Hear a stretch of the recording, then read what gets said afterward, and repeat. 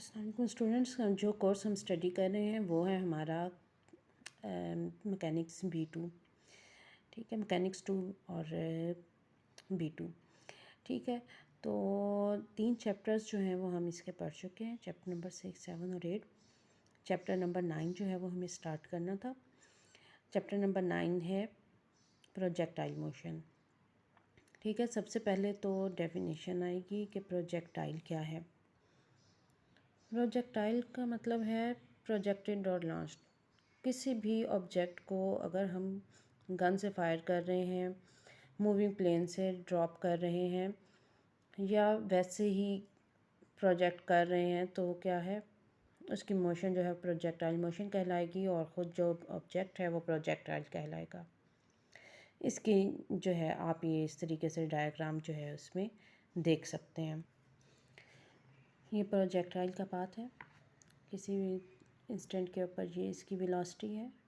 Velocity के 2 components होंगे, plane पे मोशन है, ठीक है, एक एक्स कंपोनेंट और दूसरा वाई कंपोनेंट। और जब बिल्कुल अपनी वो मैक्सिमम हाइट के ऊपर पहुंच जाती हैं, पूरी वेलोसिटी जो है उसका सिर्फ एक्स कंपोनेंट होता है, वाई कंपोनेंट ज़ीरो हो जाएगा।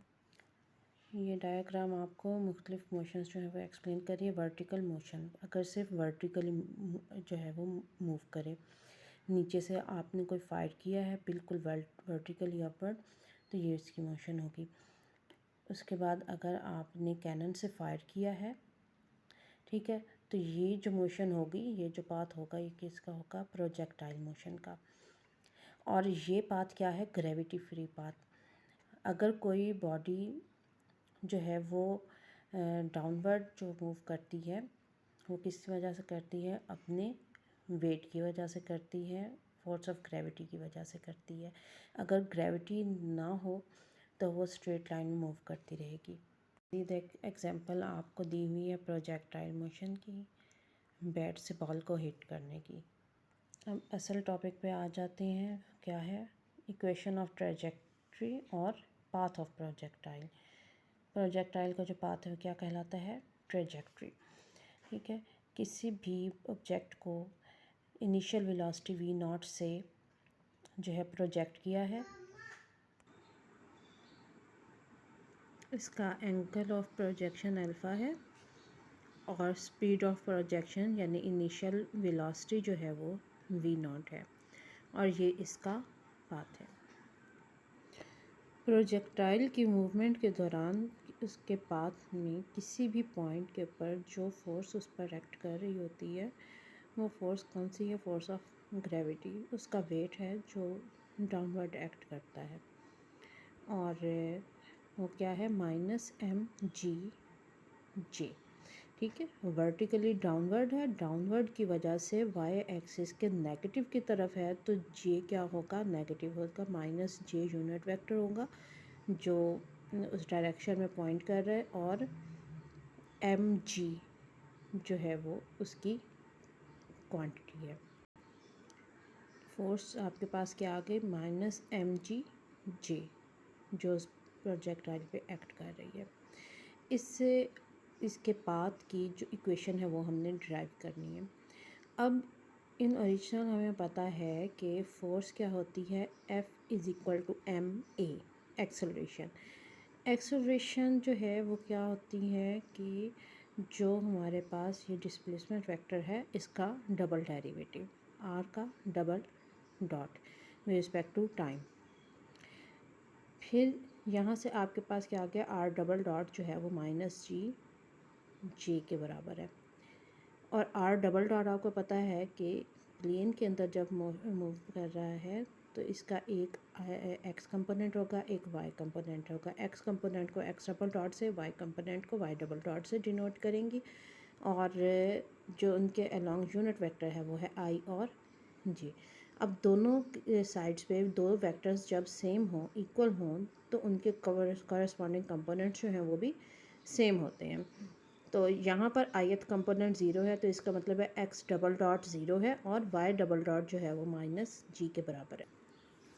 जैसा कि मैं आपको पिछले लेक्चर्स में भी करवा चुकी हूँ, x डबल डॉट को आप क्या लिख सकते हैं, d/dt ऑफ dx/dt, या x डॉट का d/dt dt। तो वेरिएबल्स को जब हम सेपरेट करेंगे तो डी ऑफ एक्स डॉट यहाँ लेफ़्ट साइड पर और डी टी जो है वो राइट साइड पर 0 इंटू डी टी आ जाएगा।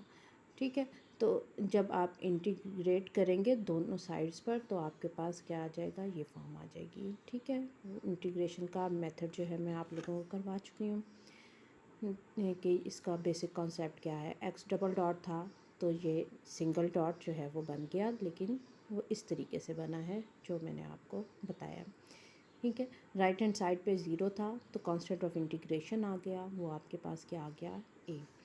इसी तरह से यहाँ पर माइनस जी था तो इंटीग्रेट होने के बाद माइनस जी टी और plus constant of integration B आ गया। अब इनिशियल आपको कंडीशंस पता है। इनिशियली जो है वो प्रोजेक्टाइल को जो प्रोजेक्ट किया गया था उसकी वेलोसिटी थी वी नॉट और उसका एंगल ऑफ प्रोजेक्शन था अल्फ़ा। तो उसके ये एक्स डॉट है horizontal component of velocity, Y dot है horizontal component vertical component of velocity. Horizontal component जो होगा वेलोसिटी का अल्फ़ा के अलोंग है तो वो हमारे पास क्या आ जाएगा, वी नॉट कॉज अल्फ़ा। ठीक है, जैसे आपको वेक्टर के कंपोनेंट्स जो हैं वो लेना बताए हैं। ठीक है, तो जैसे आपको बताया है कि एंगल ऑफ प्रोजेक्शन अल्फ़ा है, वेलोसिटी जो है इनिशियल वो वी नॉट है, वर्टिकल जब ड्रा करेंगे तो ये कंपोनेंट एक्स कंपोनेंट है, एक्स डॉट है और ये क्या आ जाएगा, वी नॉट कॉज अल्फ़ा और ये वाई डॉट क्या आ गया, वी नॉट साइन अल्फ़ा। तो इनिशली टी जो है वो ज़ीरो है। जब ये वैल्यूज़ हम सब्स्टिट्यूट करेंगे यहाँ पर इस इन इक्वेशंस में तो ए और बी की वैल्यूज़ आपके पास यानी कांस्टेंट ऑफ इंटीग्रेशंस आपके फिक्स हो गए, वी नॉट कॉज अल्फ़ा और वी नॉट साइन अल्फ़ा। अब न्यू इक्वेशंस आपकी बन गई, x dot is equal to v naught cos alpha, y dot is equal to minus ji t plus v naught sine alpha. अब दोबारा से integrate करेंगे, x और वाई की वैल्यूज़ जो है वो आपके पास आ जाएंगी। V naught cos alpha constant है, integration with respect to time जब करेंगे तो सिंपली टी आ जाएगा और कांस्टेंट ऑफ इंटीग्रेशन इसी तरह से यहाँ पर। नेक्स्ट है कि इनिशियली जब टाइम ज़ीरो था, जब हमने प्रोजेक्टाइल को प्रोजेक्ट किया तो हॉरिजेंटल और वर्टिकल कंपोनेंट्स डिस्टेंस के यानी डिस्प्लेसमेंट के दोनों की डिस्प्लेसमेंट क्या थी, ज़ीरो थी। एक्स भी ज़ीरो था और वाई भी ज़ीरो था। इससे आपके पास सी और डी दोनों ज़ीरो आ गए और आपके पास इक्वेशंस क्या बन गई, x is equal to v naught t cos alpha, y is equal to v naught t sine alpha minus half of g t square. ठीक है, अब आपने असल में इसका पाथ जो है वो फाइंड आउट करना है। पाथ फाइंड आउट करने के लिए आप सिंपली क्या कर सकते हैं, आपने इन दोनों इक्वेशंस में से टी को एलिमिनेट कर देना है। टी को एलिमिनेट कर देंगे तो आपके पास सिर्फ डिस्टेंसेस जो हैं वो रह जाएंगे, एक्स और वाई कंपोनेंट्स। ठीक है, टी को एलिमिनेट करेंगे तो यहाँ से आपके पास टी की वैल्यू क्या आती है, x over v naught cos alpha. सिर्फ एक्स और वाई में फिर आपके पास ये इक्वेशन आ जाएगी।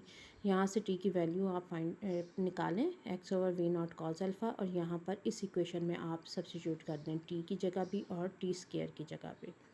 दोनों की जगह सब्स्टिट्यूट किया और सिंपल आपने क्या किया, उसको सिंप्लीफाई कर दिया एक्सप्रेशन को। ये आपके पास इक्वेशन आ गई है पाथ ऑफ प्रोजेक्टाइल की, पाथ ऑफ प्रोजेक्टाइल। अब नेक्स्ट जो प्रूफ किया हुआ है वो किस लिए किया हुआ है, सबसे पहले आपने इस बात को समझना है कि पाथ ऑफ प्रोजेक्टाइल जो है वो एक पैराबोला है। ठीक है, पाथ ऑफ प्रोजेक्टाइल को पैराबोला आपने प्रूव करना है तो उसके लिए आपने क्या करना होता है कि पैराबोला की जो स्टैंडर्ड इक्वेशन है उस फॉर्म में आपने इस इक्वेशन को कन्वर्ट करना है। आप लोगों ने अब तक जितनी भी फॉर्म्स पढ़ी हुई हैं पैराबोला की वो इस तरह की पढ़ी हुई होंगी। ठीक है, उसमें असल जो मेन चीज़ है, मेन पॉइंट है वो क्या है कि एक वेरिएबल की सिंगल पावर होती है और वो दूसरे वेरिएबल की स्क्वायर पावर पर डिपेंड कर रही होती है। ठीक है, और उसको इस फॉर्म में भी लिख सकते हैं।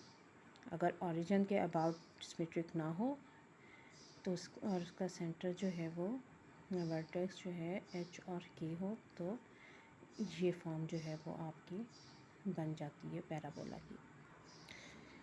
अब इस फॉर्म में कन्वर्ट करने के लिए एक्स की स्क्वायर पावर, अब जो स्टैंडर्ड इक्वेशन है पैराबोला की, उसमें एक्स की स्क्वायर पावर जो है उसके साथ कोई नंबर, कोई फंक्शन, कुछ भी साथ मल्टीप्लाई नहीं होता।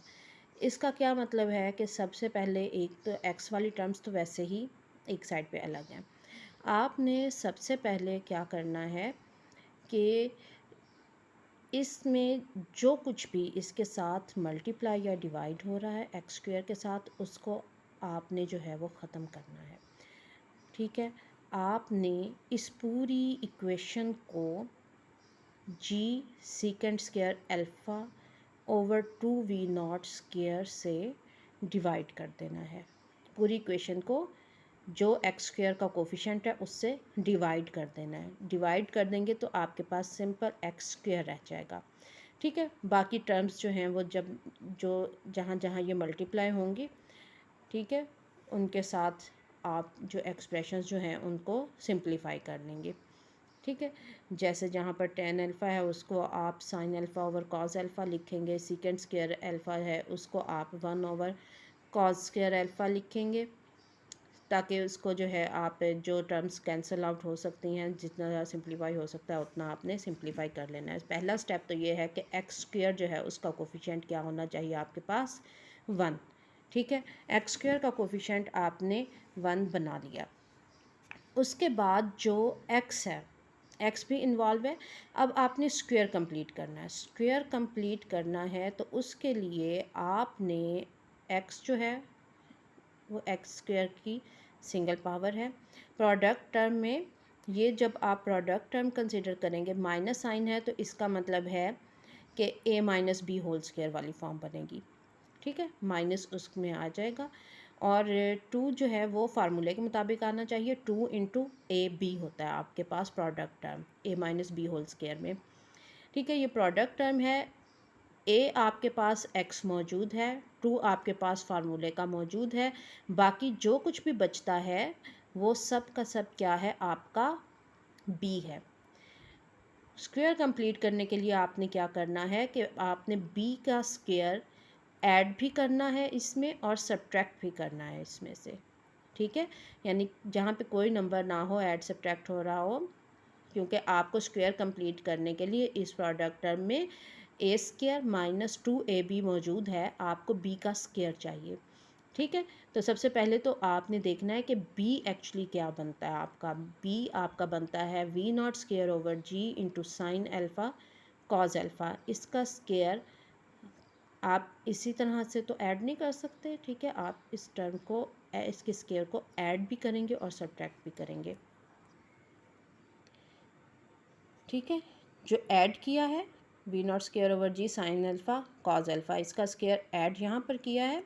ठीक है, यहाँ पर सब्ट्रैक्ट करने की बजाय उन्होंने दूसरी साइड पे उसको ऐड कर दिया। ठीक है, दोनों तरफ एक ही टर्म ऐड कर दी। कॉन्सेप्ट वही है कि इसके स्क्वायर को ऐड भी किया, सब्ट्रैक्ट भी किया, जो सब्ट्रैक्ट करने वाला था उसको दूसरी तरफ ले गए। ठीक है, अब आपने, आपका ये क्या फॉर्म बन गई है, A square minus 2ab plus B square. ठीक है, इसको होल स्क्वायर की फॉर्म में लिख दिया। राइट हैंड साइड के ऊपर जो है वो जो कुछ भी कॉमन आता है इन दोनों टर्म्स में पहले सिंप्लीफाई करेंगे। सिंप्लीफाई करने के बाद जो कॉमन आता है वो कॉमन ले लिया। अब आप देख सकते हैं कि आपके पास एग्जैक्टली वही फॉर्म बन गई है जो असल में पैराबोला की होती है। X minus h whole square is equal to 4a y minus k. यहाँ से ये तो प्रूव हो गया कि पाथ ऑफ प्रोजेक्टाइल जो है वो पैराबोला है। अब पैराबोला की मुख्तलिफ चीज़ें होती हैं, वर्टेक्स। ठीक है, वर्टेक्स जो है वो पैराबोला का वो क्या है, एच और के। एच है आपके पास v0 ओवर जी साइन अल्फ़ा कॉज अल्फ़ा, और के आपके पास v0 square sine square alpha over 2g। ये वर्टेक्स जो है आपके पास आ गया पैराबोला का। फिर है लेटेस्ट रेक्टम। लेटेस्ट रेक्टम जो है वो आपके पास, ये एक्सप्रेशन जो है ये 4a जो होता है, ये आपके पास क्या है, लेटेस्ट रेक्टम। फिर क्या है, directrix of parabola. Directrix of parabola क्या है, वैल्यू ऑफ के की वैल्यू ऐड करनी है ए के अंदर, ये है 4a। आपने क्या ऐड करना है, ए ऐड करना है। तो 4 बनाने के इसके अंदर 2 मल्टीप्लाई भी करेंगे और डिवाइड भी करेंगे, तो आपके पास क्या बन जाएगा, ए बन जाएगा v naught square cos square alpha over 2g। ठीक है, और इसको सिंप्लीफाई करने से आपके पास आ गया we naught square over 2g क्या है, डायरेक्ट्रिक्स ऑफ पैराबोला। नेक्स्ट आपको एग्जांपल दी हुई है, particle is projected from A point on the level of the ground, यानी ग्राउंड के लेवल के ऊपर से जो है वो एक पार्टिकल को प्रोजेक्ट किया है, and its height is h, इसकी हाइट h है, व्हेन यानी कब, it is at horizontal distances a and 2a from its point of projection, जब वो अपने पॉइंट ऑफ प्रोजेक्शन से डिस्टेंस a और 2a, हॉरिजेंटल डिस्टेंस a और हॉरिजेंटल डिस्टेंस 2a के ऊपर है, तो दोनों के लिए उसकी हाइट क्या है, h है।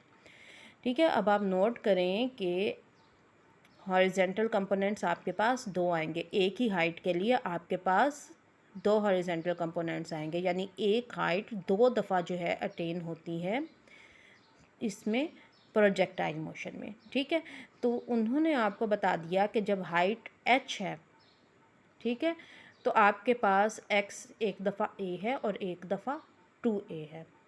ठीक है, नेक्स्ट फाइंड आउट करने को क्या कहा है, prove that the velocity of projection v naught is given by this, velocity of projection को हम इस तरह से रिप्रेजेंट कर सकते हैं।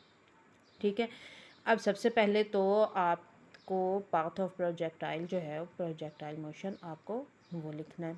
ठीक है, पाथ ऑफ प्रोजेक्टाइल क्या था, एंगल ऑफ प्रोजेक्शन उसका अल्फ़ा है, तो आपके पास क्या आ जाएगा, y is equal to x tan alpha minus g x square over 2 v naught square cos square alpha. ठीक है, ये अभी डिराइव किया है। ठीक है, इसको आप सिंप्लीफाई कैसे कर सकते हैं, 2 v naught square cos square alpha से पूरी इक्वेशन को मल्टीप्लाई कर दिया। ठीक है, और आपने किस में लिख दिया, क्वाड्रेटिक बना लिया x में। ठीक है, अब आपको इसकी जो दो रूट्स जो आएंगी आपके पास, जब y को आप h पुट करेंगे, ठीक है, y को h पुट करेंगे तो ये क्वाड्रेटिक इन x है और इसकी दो रूट्स जो हैं वो आपके पास आएंगी। दो रूट्स आपको उन्होंने बता दिया है कि हाइट h जब होगी, ठीक है, तो हॉरिजेंटल डिस्टेंसेस एक a होगा और दूसरा 2a होगा। ठीक है, इसका मतलब है इसकी जो दो रूट्स आएंगी, यानी x की जो दो वैल्यूज़ आएंगी उनमें से एक a होगी वैल्यू और दूसरी क्या होगी, 2a होगी। ठीक है, एक को हम a का नाम देंगे और दूसरी को 2a का नाम देंगे। ठीक है, अब आपको पता है sum of roots, sum of roots होता है होता है b ओवर a। ठीक है, ये स्टैंडर्ड फॉर्म है आपके पास क्वाड्रेटिक इक्वेशन की, ax² plus b x plus c equal to 0।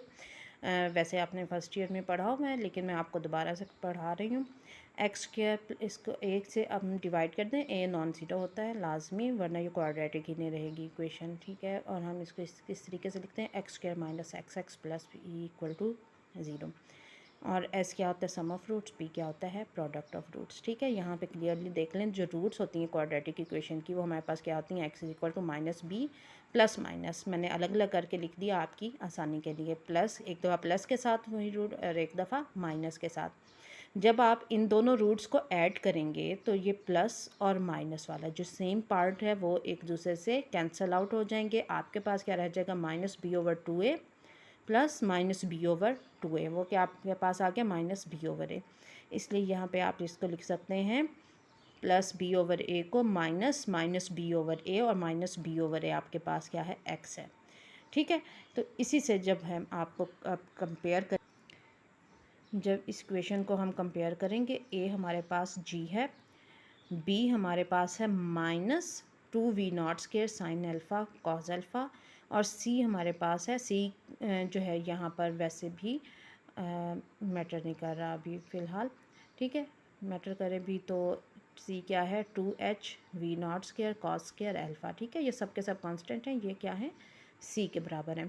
अब सम ऑफ रूट्स है, यानी ओरिजिनल रूट्स जो आपकी निकलनी है, आनी चाहिए, वो एक a है और दूसरी 2a है। तो a प्लस 2a आपके पास क्या होना चाहिए, minus b over a, minus और b की वैल्यू लिखी माइनस 2 वी नॉट स्क्वायर, एक माइनस फार्मूले का है माइनस बी ओवर ए वाला, और एक माइनस जो है वो खुद बी की वैल्यू के अंदर है, ठीक है।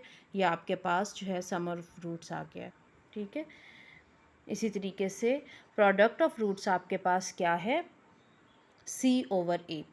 सम ऑफ रूट्स है minus B over A, product of roots है सी ओवर ए, ठीक है। सी ओवर ए आपने लिख दिया। अब आपके पास जो है वो ए स्क्वायर आ गया, प्रोडक्ट ऑफ रूट से आपके पास ए स्क्वायर जो है इसकी वैल्यू आ गई, ठीक है।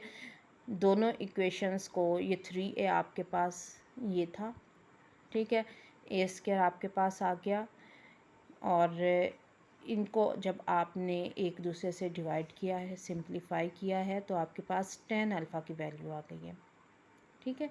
tan अल्फ़ा आपके पास आ गया है 3h ओवर 2a।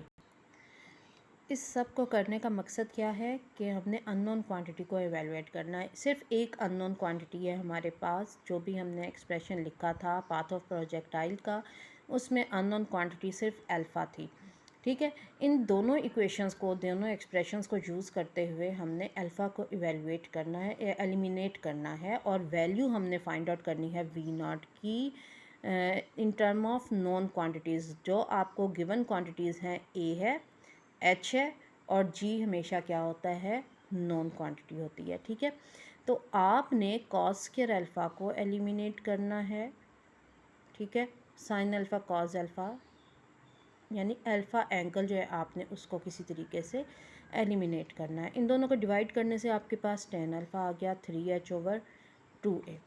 अब यहाँ से आप देखेंगे कि अब आप किस तरीके से एलिमिनेट कर सकते हैं इसको। अब इक्वेशन नंबर 2 जो है वो है cos square alpha. Cos square alpha का मतलब है कि 1 ओवर सेकेंड स्क्वायर अल्फ़ा, ठीक है। सेकेंड स्क्वायर अल्फ़ा को आप लिख सकते हैं 1 प्लस tan स्क्वायर अल्फ़ा, ठीक है। tan अल्फ़ा की वैल्यू आप फाइंड आउट कर चुके हैं। ये वैल्यू आप सब ने सब्स्टिट्यूट की तो वी नॉट स्क्वायर आपके पास उसी फॉर्म में आ गया जिस फॉर्म में आपने फाइंड आउट करना था, ठीक है। जस्ट आपने वैल्यूज़ पुट की, sum of roots, product of roots, और उन दो इक्वेशंस को यूज़ करते हुए आपने अल्फ़ा को एलिमिनेट कर दिया, और आपके पास जो एक्सप्रेशन आपने प्रूव करना था वो आ गया। नेक्स्ट है हॉरिजेंटल रेंज। हॉरिजेंटल रेंज यानी मैक्सिमम डिस्टेंस जो हॉरिजेंटली प्रोजेक्टाइल कवर कर सकता है या कवर करता है उसको हॉरिजेंटल रेंज कहेंगे। जब वो प्रोजेक्टाइल ने अपनी मूवमेंट स्टार्ट की इनिशियल पॉइंट से, जब वो फाइनल पॉइंट पर पहुंचा, एंड पॉइंट पर, ठीक है, तो उसकी रेंज यानी हॉरिजेंटल डिस्टेंस उसका मैक्सिमम था, उसको कैपिटल आर से, रेंज को आर से डिनोट कर दिया, ठीक है। और वर्टिकल कंपोनेंट जब वो ग्राउंड से दोबारा टकराएगा तो उसका वर्टिकल कंपोनेंट यानी वर्टिकल डिस्टेंस उसका वाई जो होगा वो क्या होगा, ज़ीरो होगा, ठीक है। हॉरिजेंटल कंपोनेंट आर है और वर्टिकल कंपोनेंट क्या है, ज़ीरो है। पाथ ऑफ प्रोजेक्टाइल में जब हम ये वैल्यूज सब्स्टिट्यूट करेंगे, वाई की जगह ज़ीरो और एक्स की जगह आर, और सिंप्लीफाई करेंगे, सिंपल कैलकुलेशन से आर हमारे पास आ गई है V naught square sine 2 alpha over G, ठीक है। अब maximum horizontal range,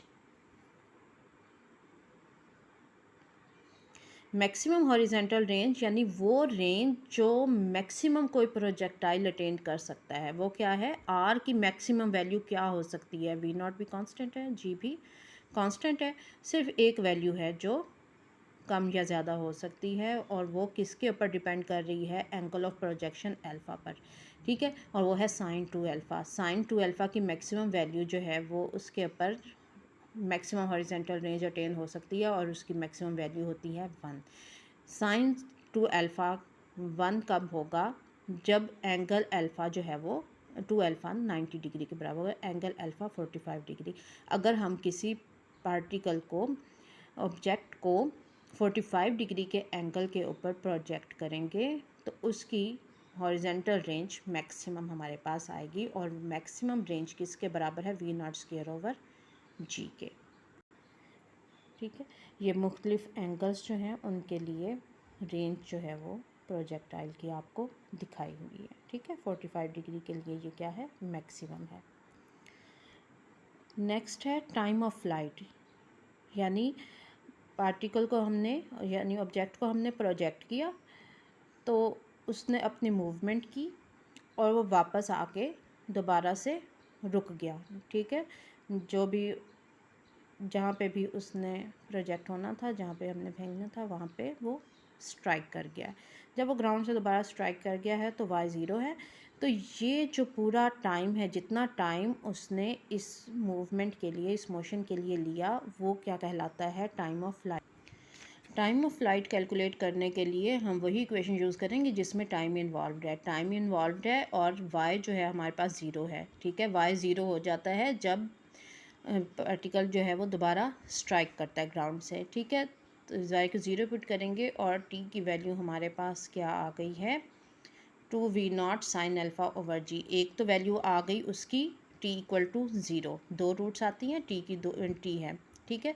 t into something t minus something आपके पास जो आ रहा है, ठीक है। साथ t जो मल्टीप्लाई हो रहा है, या तो t ज़ीरो है या फिर ये ज़ीरो है, दो आपके पास बनते हैं, ठीक है, कंपोनेंट्स। तो अब जो है t इक्वल टू ज़ीरो, तो वो टाइम है जब हमने पार्टिकल को प्रोजेक्ट किया था, उसको तो हमने इसीलिए कंसीडर ही नहीं किया, ठीक है। तो हमने दूसरा टाइम कंसीडर किया, जो दूसरी वैल्यू है वो वैल्यू है जब पार्टिकल ने पूरी मूवमेंट करने के बाद जो है वो ग्राउंड को दोबारा स्ट्राइक किया है। वो टी क्या आ गया, 2v0 साइन अल्फ़ा ओवर जी। ये क्या है, टाइम ऑफ फ्लाइट है, ठीक है। और टाइम ऑफ फ्लाइट भी किस पर, यानी वर्टिकल कंपोनेंट ऑफ वेलोसिटी जो है ना, और प्रोजेक्शन, जिस वेलोसिटी से हमने वर्टिकल वेलोसिटी से हमने प्रोजेक्ट किया उस पर डिपेंड करता है। थ्योरी हमने सारी पढ़ ली है, ठीक है। अब एग्जाम्पल नंबर 20 तक आप लोग पढ़ेंगे, देखेंगे, समझेंगे, ठीक है।